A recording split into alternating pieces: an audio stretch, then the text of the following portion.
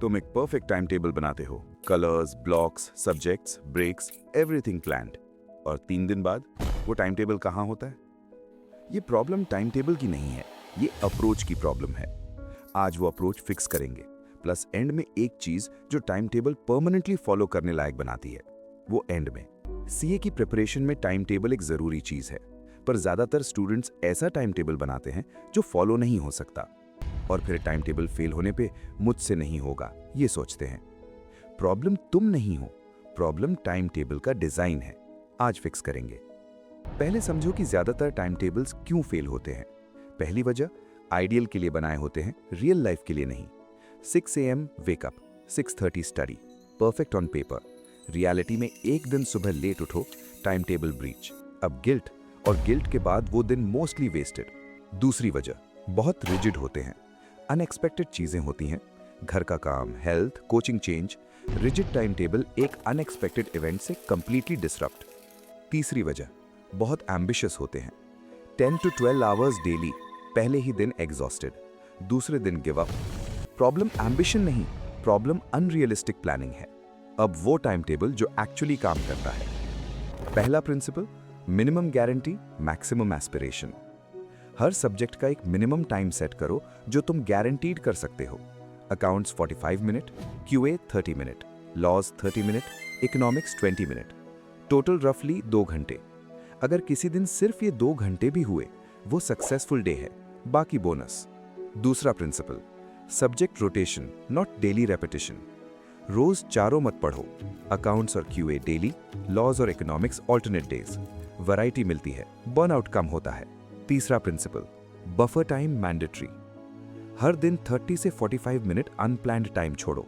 Unexpected काम buffer cover करेगा, सब ठीक, एक्स्ट्रा पढ़ाई या रेस्ट। बफर नहीं, प्लान एक डिसरप्शन से टूट जाता है। चौथा principle, weekly review, daily execution. हर संडे सिर्फ 15 मिनट, इस हफ्ते क्या हुआ रिव्यू करो, कहां अटक गए, कहां ज्यादा टाइम गया, एडजस्ट करो। 15 मिनट अगले हफ्ते का डायरेक्शन सेट करते हैं। और एक चीज जो मैं पर्सनली फील करता हूं, हम टाइम टेबल इसलिए फेल करते हैं क्योंकि हम एक परफेक्ट दिन ढूंढते हैं स्टार्ट करने के लिए, कि कल से पक्का, कल फ्रेश स्टार्ट, कल सही करूंगा। और कल आता है, फिर कोई रीजन, फिर अगले कल पे पुश। परफेक्ट दिन नहीं आता, परफेक्ट टाइम टेबल नहीं होता। जो होता है एक इम्परफेक्ट दिन में भी कुछ करना। एक खराब दिन जिसमें सिर्फ 45 मिनट पढ़े, वो भी 0 से बेटर है, और कंसिस्टेंसी उस इम्परफेक्ट दिन में भी दिखती है। तो एक सिंपल काम करो अभी, अपना टाइम टेबल बनाओ, पर सिर्फ एक हफ्ते का, पूरे महीने का नहीं।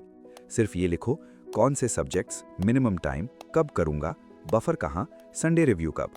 कलर कोडिंग नहीं, फैंसी लेआउट नहीं, सिंपल। एक हफ्ते बाद रिव्यू करो, एडजस्ट करो, अगला हफ्ता बनाओ। ये इवॉल्विंग प्लान है, फिक्स्ड डॉक्यूमेंट नहीं। टाइम टेबल एक टूल है, मास्टर नहीं।